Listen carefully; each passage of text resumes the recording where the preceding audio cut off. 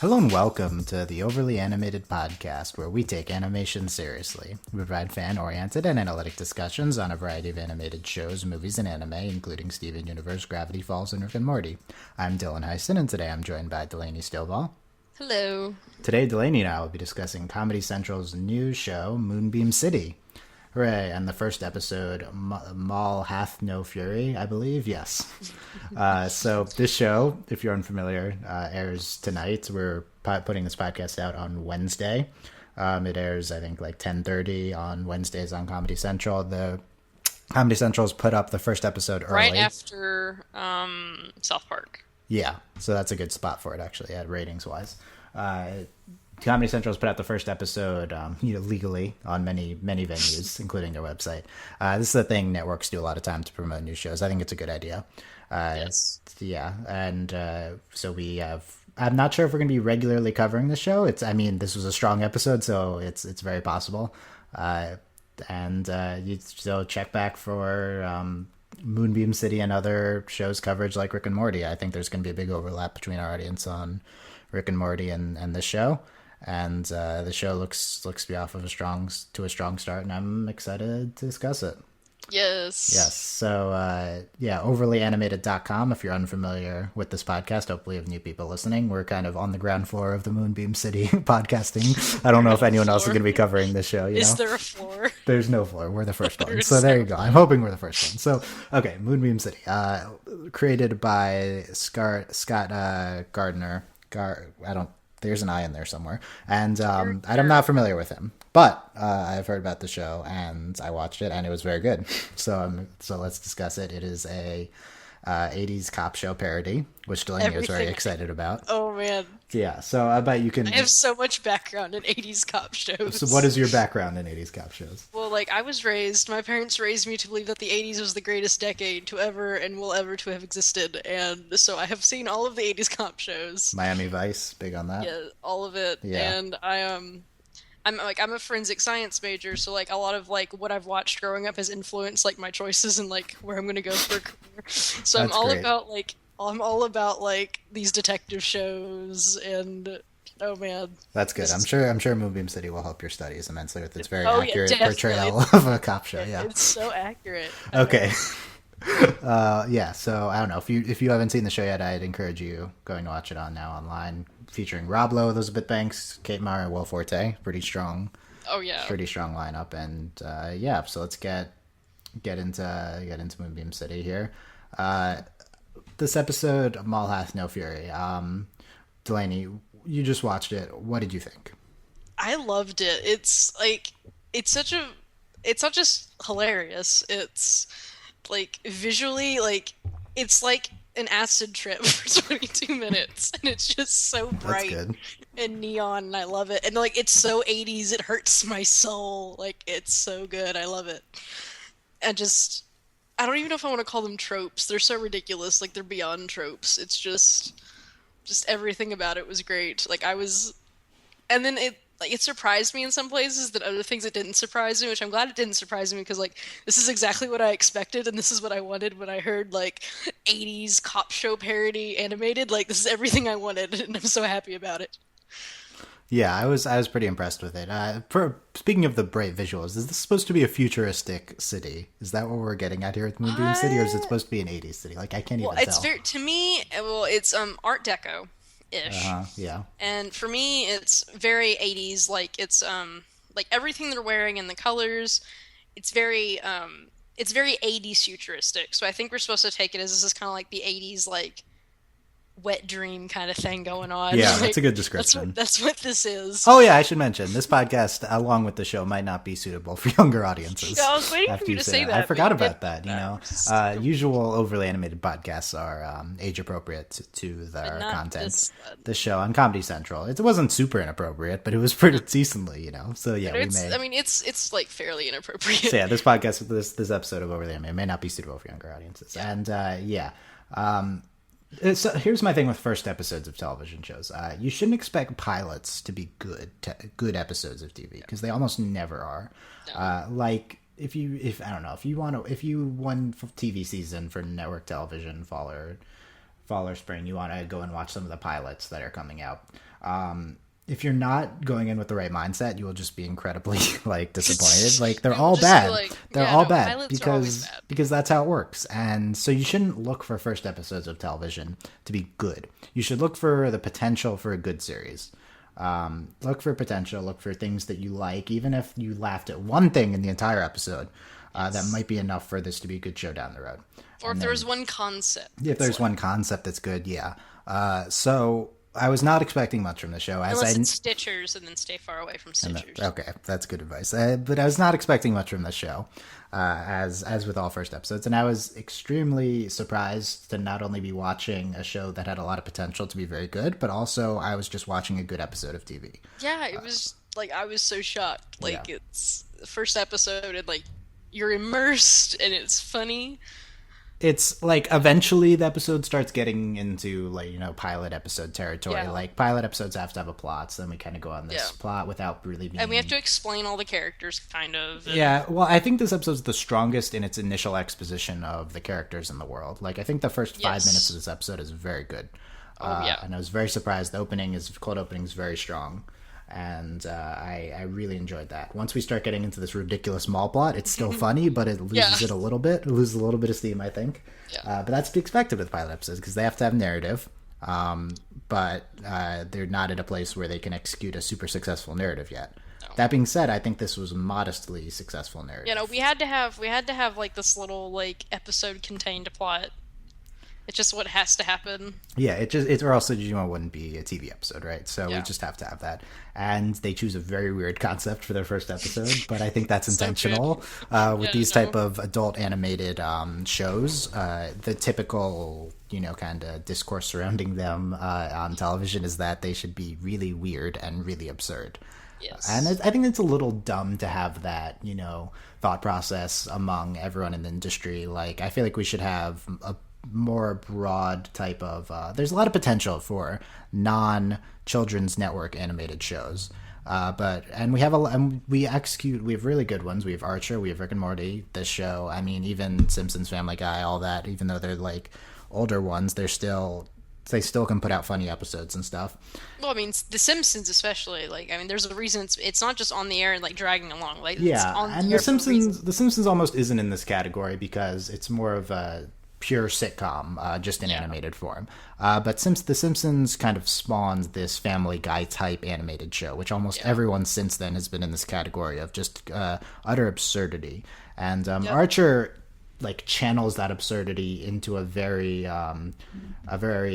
genre parody, which is really good. Archer parodying, spy shows and stuff in the 60s. And this follows that trend with 80s cop shows. Yeah. So good. So I think it's a good idea. I like the direction we're moving, away from just this Family Guy model. I still think we're not far enough away from it yet. Like, these shows can exist too, but I feel like I want more of a wide variety of things available. Like, I feel like Comedy Central shouldn't feel so contained, and FXX and stuff like that, to just greenlight these absurd ones. Like, you can have some other ones too. But anyway, I thought I think it's a good concept. I thought the exposition was excellent. I love the voice talent they got for this. Rob Lowe was very good in this role as Dazzle Novak.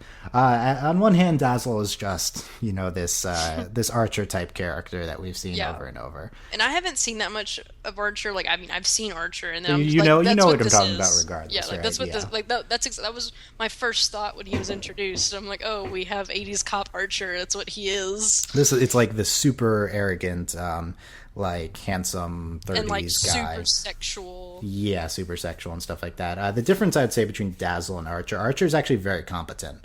Like they say, like, he's a top spy, and he kind of shows it sometimes. Yeah. Dazzle is like the top cop, but I see no reason why he should be that, right? Can't do it. Well, I mean, when your competition's Rad Cunningham, I mean, I guess he is the best cop. Rad didn't seem great either. That's true. What about number 5 and 7s? 5 and 7. What about them? Maybe they were there. I don't know. We'll just have to see. No, mostly it seemed like everyone was incompetent in the show except the police chief. Well, I don't know. She didn't do anything super competent. But, like, police chiefs don't really do that much. She just was there. Yeah, I feel like she's just there to yell at them. I feel like Chrysalis was the only one that displayed competency. No, right? she's the only one, and she's literally oh my god, I can't remember her name. Oh my god, she's my favorite. Felicity from Arrow. That's literally who she is. She is Felicity from Arrow. Right. She even looks the same. Each of these, yeah, she's. I feel like the character Chrysalis is the best example of the show doing a super genre archetype parody. Yes. Just like the young female, or her being female, I guess, is maybe a genre subversion. Like if just the the back room who wants to be a field agent, right? Yeah. Bones. And then sexual tension with the main character, of course, and stuff like that. I feel like that character, I don't know if she was super successful in this episode in terms of convincing me that she was, like, I liked her, of course. She was probably my favorite, but she wasn't particularly funny. Police Chief was good. Police Chief did not do that much. No, I just loved her. Like, yeah, I mean, her character design is all of their character designs are quality. Yeah, I agree. Was so much. I agree, and I should point out the show animated by Titmouse, which we are fans of. We were previously in Avatar and the Legend of Korra podcast. Titmouse did the opening titles for Avatar, animated them, and also did the cut sequences for the Korra video game, animated those. Which that video game is video game gorgeous. Bad, but the game itself was gorgeous. Yeah, they did a good job. No, the game is terrible. The game, it's a beautiful thing. Yeah, it's gorgeous. Titmouse did great on that, and I think Mike and Brian, the creators of Avatar and Korra, know some people at that and former Avatar people and stuff work there. So I'm glad that they have a mainstream show and stuff, and it's good. I'm glad that they're animating this, and I think they do a good job with this. I think it looks the visual of the show is very well established. That's with their intent, and they executed on it very well. It's so great. I love it. Yeah.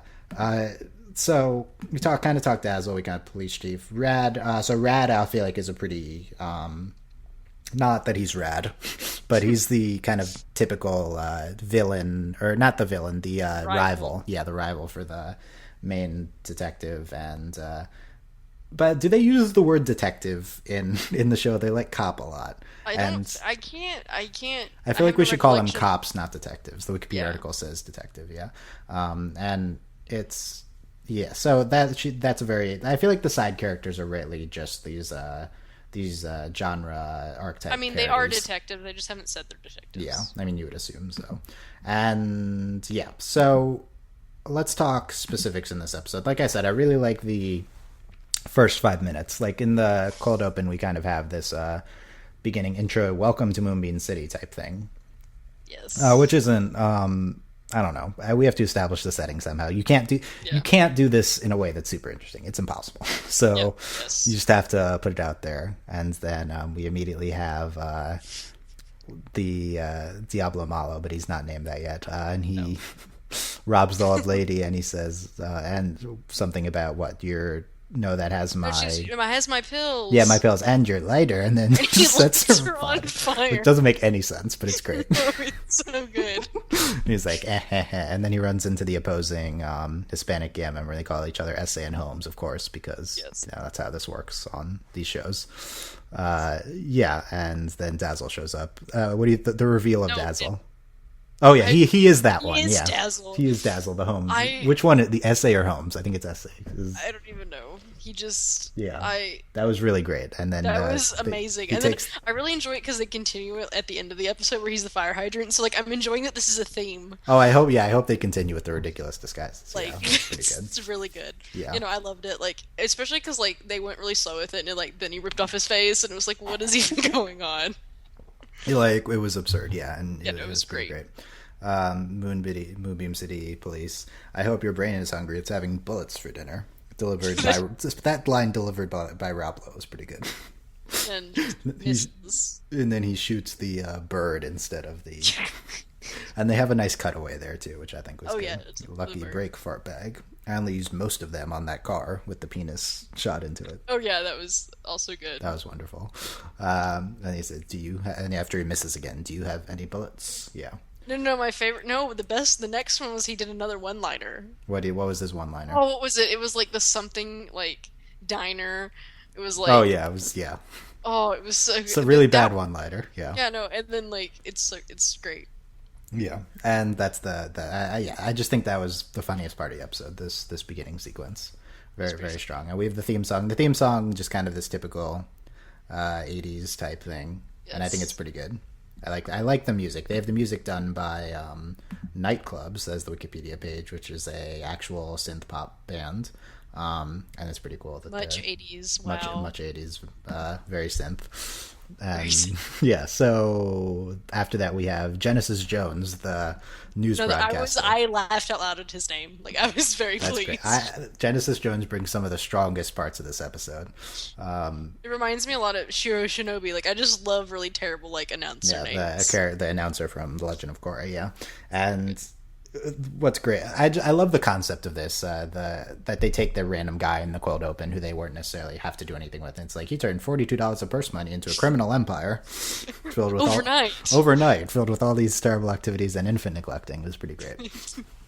He's El Diablo Malo, a nickname as uncreative as it is terrifying. So good. I love that line. Yeah. No, it was. Yeah, I did too. And then, like,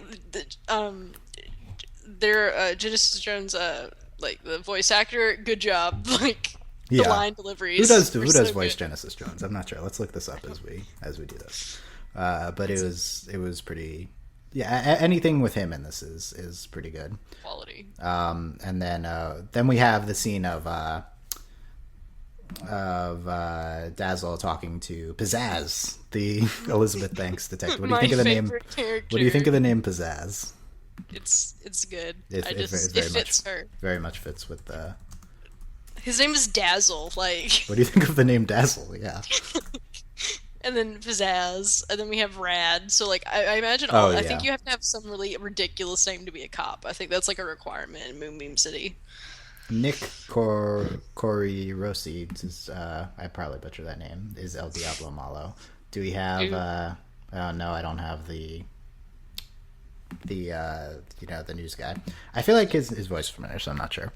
But so what do you think of this scene? Like, the typical parody you want from this is going to be the sexual tension between the chief and the detective, right? Yes. And there's like one moment where they do it, and it's great. It's like, I'm going to remove you of these distractions. Then she reaches down, and then she just this gun, yeah, and that was great. So good. But I also liked that they didn't like hinge this entire thing about that, right? Sexual tension parodies. That was good. At the beginning of the scene, it's like he's taken over the entire city. No, just Upper Midtown, and then he lists all the parts of the city. Yeah. Rob Lowe's dry deliveries are pretty great in this. They are. And then I'm looking at Elizabeth Banks, her filmography, like all the movies she's been in, because like her outfit, I don't know if like it's an exact like her character, like Pizzazz's character design. I know it's like intentional, but I don't know if it's parroting a certain character or if it's literally one of the something that Elizabeth Banks has been in, because like I'm trying to figure out her outfit right now, because like it's so you're very striking. Focused on this outfit. Well, I know, like it's very like it's so 80s it hurts. The only thing I remember about it is that it's like a suit jacket, right? And the snake belt, yeah. Yeah. We'll look into her design. We'll look into it. But besides, sorry, I'm very fixated on the on this show. Think about it as I literally read the jokes from the episode, because that's what we're doing right. But then Dazzle's like, besides, it's mostly poor people anyway, which is good. I think we should continue with this. This uptight, this dumb rich people type thing. That's the only line that's like that. Yeah. He was pursuing some hot leads, and then they show him in the strip club. Legally, I can make any three people in here do each other. And then he shoots the bottle. He shoots the bottle and it pours out. That's pretty great. Yeah. I like that. I'm like, oh, now he hits it. Like, now he doesn't miss. How long is this going to last? Says Elizabeth Banks. And then he says something. He's like, no, this. And then the two strippers there. Yeah. He's like, I booked them for 48 hours. Yeah. What a dumb thing. That's pretty so great. Funny, though. She's taking away distractions, including the nap nook, which is weird, and this hope you're not attached to this, the #1 cop mug.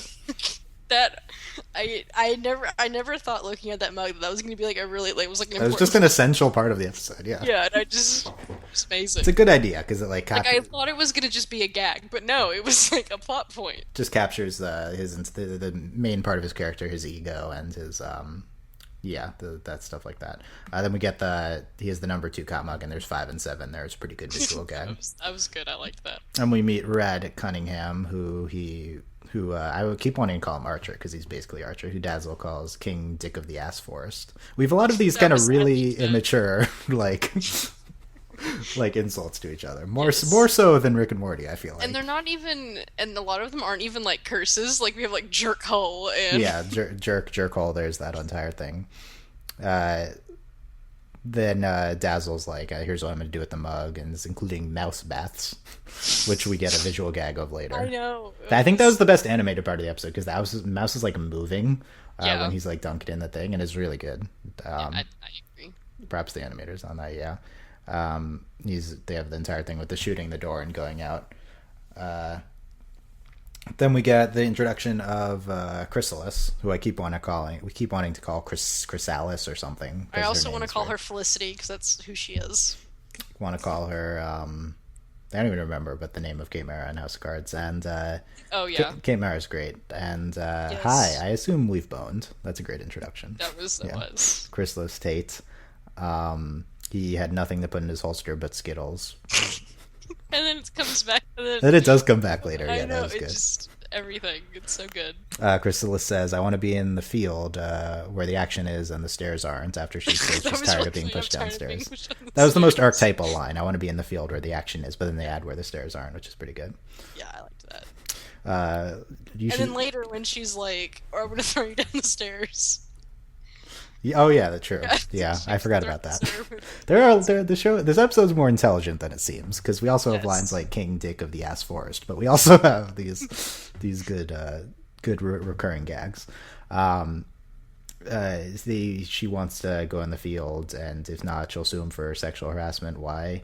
Your pants came off a while ago, which is a good visual gag with the close up. Yes. Yeah, playing with the close up. I enjoyed it. Then we get a very Archer type thing, which is him getting in character for what's the janitor name that he is? I can't even remember. It was like Zlugoff. Yeah, there you go. I wrote it down. Okay. His fifth wife got run over by mule carts, and then he married the mule. Yeah. It's only been 6 minutes. I thought imagining a clock would help. That was pretty good visual gag. Yeah, I liked that. The visual gags are really good. Yeah, I do like how the animation was integrated. It was very, because a lot of times with these type of shows, it's like, oh, it just happens to be animated, but this could be a live action show. That's kind of what Archer is sometimes. But I feel like this episode incorporates. I don't want to say the show yet because we don't really know, but it incorporates the animation pretty well. Oh yeah. Got the most powerful weapon of all, a horn, which is weird. There's a lot of lines which are like, I guess that's funny, but like it was not. Yeah, well, they're awkward, and they're like, it's kind of. I think because that's a subversion of the brain, right? You're expecting them to say brain there, but it's. I think that's they do a lot of lines like that, and I think it's like it's not necessarily like clever, but like I mean it's funny. It's not super clever, but it's fine. A lot of they're to a certain extent they're going for quantity over quality in some of the lines they have. Which is fine. If you move fast enough, then they're easily excused. And the show goes really fast. I think not as fast. I watched this right after Rick and Morty. Not as fast as that, but nothing is as fast as Rick and Morty, though. No, nothing is. And then especially the episode, like the latest episode of Rick and Morty was just like insane. Yeah, that's true. So, am I supposed to just listen to you play video games and hit on teenagers all the time? Yeah. Yes. That entire thing with and again that comes up later, never turn off the wire. Like that was so like that's true, the wire thing they didn't. We have him meeting I don't remember how they pronounce her name. They don't say her name right anyway, it's I or whatever. I feel like they have a sh in there somewhere. What do you think of this character? I loved it. Like the moment I saw her I was like, this is gonna be good. I am ready for this. Why do you like his character? Well, it's because it's like, I mean, it's not like Selena, but it's Selena, and like making fun of like the whole like, it's just so 80s. Like, oh, I live for these things, and it just and the wind chimes and like her whole design, and it's really such a weird concept that they want to base the episode around her. This weird. Really like it. yeah, type It's just character in in a doing mall singing. Yeah, like what? so good. It's I don't really understand. Um, the But Dow. it's such like an 80s movie plot though. Yeah, I could see that. I think that's what they're going for. Yeah, and the whole sequence of the introduction to her, and then him and her, and I like that they moved. They had a food court date. I like that they moved fast past the Yeah. like the courtship and stuff like that. LOL courtship, air quotes. Implying that there is any here, yeah. And so she says what she does. He's like, I love music. I listen to all kinds of it. And she's like, even rap and country? Oh God, no. I like that. We're almost past that at this point. Like, I love that. I feel like I've seen this somewhere in a different show, but just pointing out the white people like all types of music, excluding rap and country, is always wonderful. Yes. Like northern white people, yeah. And it's but I feel like I've seen it twice now, I guess, so I want to retire this joke. What do they call it? Cinefun, yeah. And that's where they have a bone in a Cinefun supply closet. Yep. Pretty good. Then the Skittles come back, which is Skittles. Great. Yeah. Oh man. Outside with the van, the chief is there, and along with Rad, I think, right?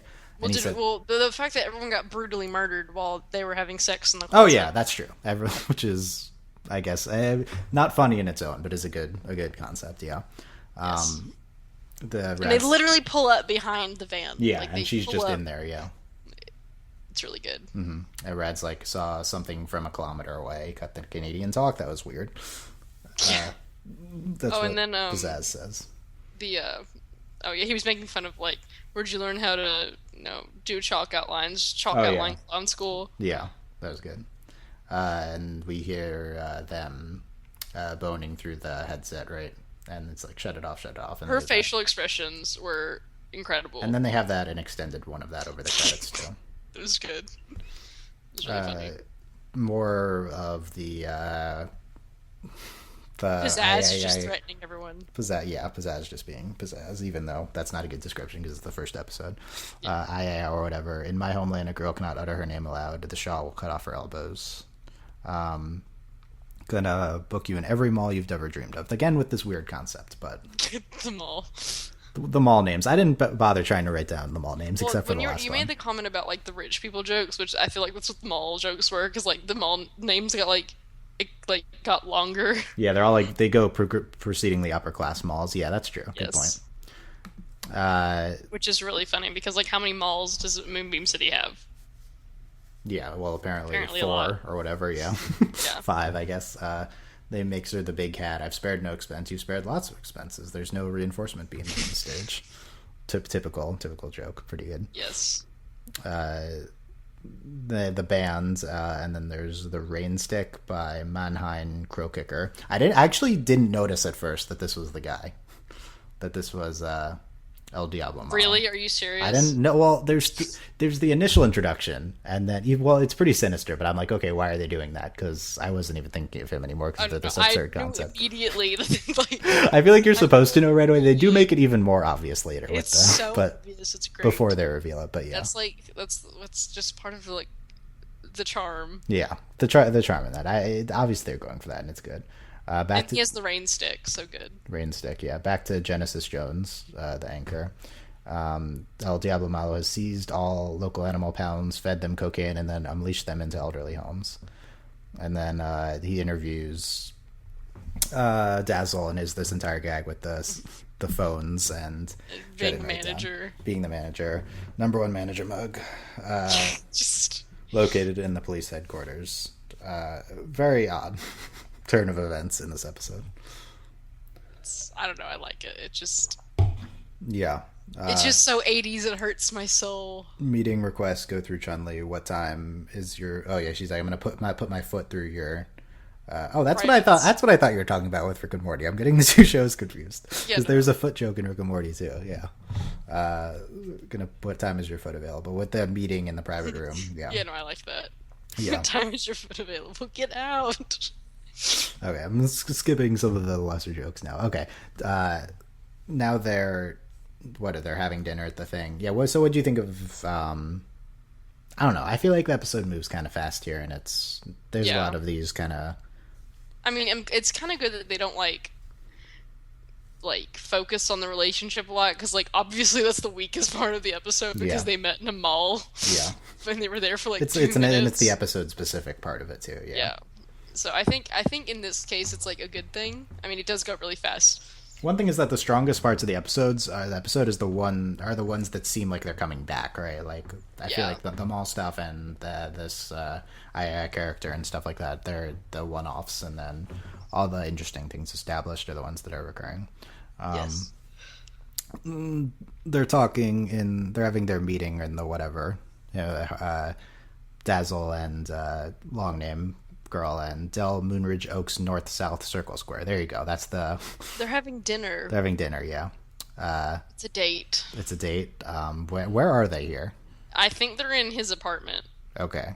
Yeah, no, they say like when Rad like threatens in the very beginning, he's like your crystal blah blah penthouse dome thing. So I Oh think yeah, it's where they yeah. are. Okay. This is the danger with moving very fast through your jokes. It's hard to It's pick like up on the plot what? things sometimes. Yeah. Golden Dreamcatcher Award. Did you want to sit? I hope you're sitting. Oh yeah, there's the I hope you're sitting down, and she's obviously sitting down. That was good. Yeah. No, I don't have a third chair. That was I like that. No, I don't have a third It's chair. like, okay, Dazzle. That's the type of line where it seems like Dazzle's not very smart, but No. He's yet to prove his competence. yeah, to prove his that's true. There's He has his own mall singer though with a screaming name. Oh my god, that was my favorite gag. That was Like your favorite gag? pterodactyl screech, it's so good. That I feel like is familiar I had to too. pause. I was like overwhelmed by how funny it was. It was good, yeah. Like that's so good. And he chains them in the radiator. Maybe we can still bone. That was the visual good. gag of them trying. My penis is long enough to reach you. I just don't want to tear a dick-shaped hole in these pants. That was another good line. Sure, Dazzle. Sure. Right, Dazzle. And she's like, I just want to sing songs about prisms and turning coyotes into ghosts. And yeah. I like that. That was another good one. But then Chrysalis comes and they bring, like we said earlier, bringing back the thing is still on, right? Yeah. Oh yeah, never turn the wire off. turn the Which, wire and then off, when yeah. you think about it, it's like you were so weird. Back way. Oh yeah, he's thread. Oh yeah, this is Rad talking to Pterodactyl Screech. I'm gonna put you Whatever her back where I name found is. you in the sweatshop that makes uncomfortable chairs for other sweatshops. We get the gripping powder thing. What do you think of the gripping powder cocaine? Yes. I mean, it just points out how stupid Rad is, which I enjoyed. And then, of course, it was funny because what El Diablo Malo was like, "Yeah, you can trust me." Yeah, he says, "Yeah, see, you can He trust me." literally Just says. that, yeah, and they don't do anything with that. It's just there. Okay. We finally see the spelling of her name, which is letters colon A. That's what I remember from that. Yes. Semicolon. And there's like an ampersand. Yeah. Please welcome a Ooh, singer. I just felt my accent. That was bad. You, Ooh, you what? I felt my accent when I said ampersand. I don't know if you can feel an accent, but that's okay. I felt it. We get this whole thing with the fighting. They come in, then leading up to the stage exploding, and yeah, It was like, wait, we just skipped the part where they come crash in. yeah, on they a crash in on the. on a Oh yeah, speedboat. yeah. Did you like that? I did. You did like It's that? just it was the perfect over the top thing that I would just because it's just they have to destroy the city. Like that's how it works when you're a stupid cop. It's so good. Yeah, that's true. That's a nice genre parody. And they knocked over the people who were skiing. Yeah. They just like destroyed them. Them coming out on a boat reminds me of The Hangover 2. That's Yes. the ending of that. That's not a good movie though, so that's not a good Yeah, no. good thing to remember. Yeah, and then the stage explodes and Diablo Malo gets impaled with the part of the stage, which I like. Yep. That's the Yeah. yeah, and yeah, so he says we got the perp. All I had to do was impale him on a purposely rickety stage in a windchime concert. That good. So good. Yes. What do you? And Pizzazz is like, this. Technically, you did what I asked. Yeah. It's like, is this how the show's going to go? Always like Pizzazz ending up being brilliant despite his incompetence. Is that the shtick here, or is I this don't just this know. episode? I guess we'll just have to wait. Yeah. I can't really see him being competent though. Like, Yeah. I doubt it.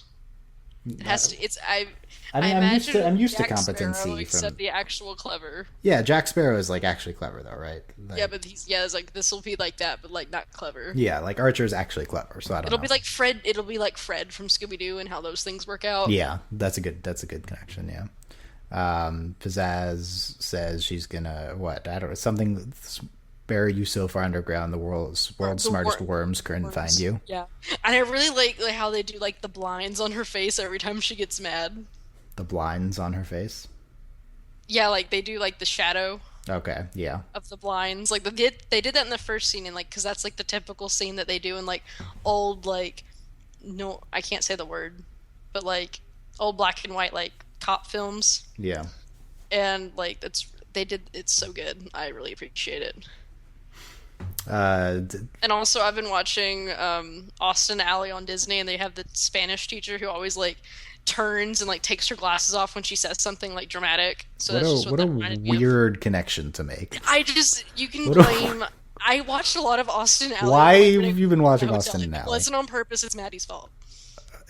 What a weird connection to connect to that show to this show. What happened. Okay, I've probably seen an episode of that show with my younger cousins. It's a really terrible show. But...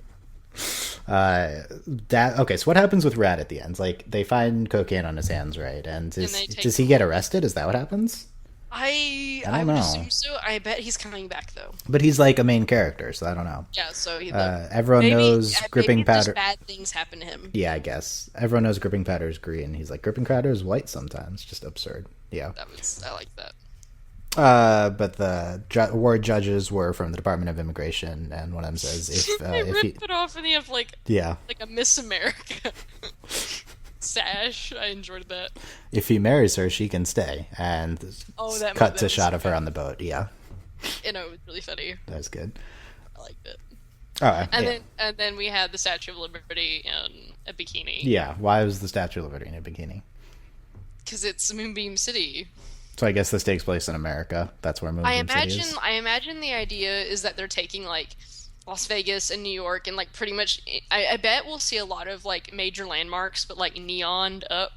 Like I doubt this is actually like supposed to be New York or supposed to be L.A. or anything. Like I think it'll just be like all of the cities. Yeah. And just like they'll play off of that a lot. I think. Yeah, I could see that. Interesting. To me, it still seems futuristic, but it could just be the. It's very like it's 80s Tron. Yeah. Tron's a good, yeah. And like this is like to me, it's not. I don't think it's really supposed to be futuristic, and we haven't seen anything that's like actually like it looks futuristic, but we haven't actually seen anything that suggests. There's like no future technology, but just the building structure, I guess, is what. So it's. Yeah. I will stand by my 80s wet dream comment. Okay, there you go. I'll buy it because now that I'm thinking about it, there's. Nothing that would indicate the future too much. We have like this weird scene that takes place after the main plot of the show. Freeze, you aren't supposed to park near one of me, he says, getting out of the fire hydrant. I didn't appreciate that until the second viewing, that line. He's a fire hydrant. Yeah, but then he gets into a shoot off with the guy right next to him. Like it's literally and they're all missing. Range. But then Chrysalis comes in and shoots him in one shot. Nice work, comprende. You mean compadre? I imagine so. Yeah. So dumb. And then there's a shot of him in the nap nook. Yeah, with his cuddling with his gun and mug. Yeah, and the end. And he shoots his mug. Any what? Shoots his mug. He shoots his mug. Yeah, typical. Okay, so it does seem like he's going to be incompetent for a while, which is interesting. No, he's an idiot. I love it. I mean, on one hand, having the incompetent lead is not new, but on the other hand, I feel like I've seen a string of competent leads for a while, so having incompetent Archer is interesting. It'll be entertaining at the very least. Yes. Okay, so Moonbeam City. That was us. To a certain extent, that turned into us recounting every joke from the episode, which is somewhat necessary with these comedy shows sometimes. But and they were good jokes. They were. Hopefully, we'll have more intelligent episode discussion in the future with the show. I think. Do you wanna recover the next episode at the very least? What do you think? Yes. I liked it. I want to keep watching. Problem is, this airs at Wednesday nights. I want to put a podcast out on Wednesdays. Comedy Central sometimes does a thing where they put every episode online a week before it airs, like every episode of some shows. So I'm not sure if they're going to do that with this, but if they do, then we might have episodes on Wednesdays. We could always just put on Thursdays with Steven Universe too. Yeah, which I'm fine with. Like, I don't know. I like it. I want to watch more. I think it's, yeah, I will continue with the show for sure. Let me know what you guys think of Moonbeam City and whether we should continue our coverage. I'm Dylan OVA on Tumblr and Dylan_OVA on Twitter. And where can we find you, Delaney? Guru Korosami, and then Delbury S on Twitter. Yeah, the first one was Tumblr. Yeah, and all of our links on overlyanimated.com. Last thoughts on Moonbeam City?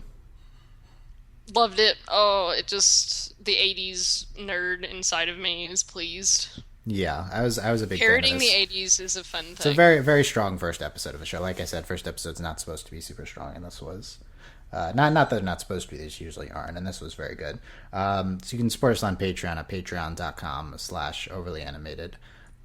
Thanks to our current patrons, Shayna, Mitch, Cordell, Beatrice, Nate, Andy, and Jamie. Hayna, Fever, Mitch, Cordell, University, Beatrix, Strange, Buzz, like you're a mailman. And thanks to you guys, of course. And patrons, also let me know what you thought of Moonbeam City. And hopefully we'll be covering more new shows like this when we get into the fall season. At the very least, there's that I always forget the name. The Bumblebee girl. What's the superhero supposed to be? Well, she's a ladybug. Ladybug, not Bumblebee. Time, yeah, I keep Ladybug French show. Yeah, there you go. We'll be talking about the episode. I'm like, she's a ladybug. We'll be talking about Bumblebee girl. You know that. Oh, isn't that a gag from some old Nick show? I feel like, I don't know. Yes. I feel like that is okay. Anyway. And then also Vixen. I'm gonna watch Vixen. I'll let you know. Oh yeah. That's on that's the CW show. Yeah, and we'll get that one too. Okay. Let us know what you thought of the show and our coverage of it. She's actually a Bumblebee Dylan, Vixen. So. That's the one I was talking about. Yeah. Okay. Mm-hmm. Thanks for listening, guys. We'll see you next time. Bye. Bye.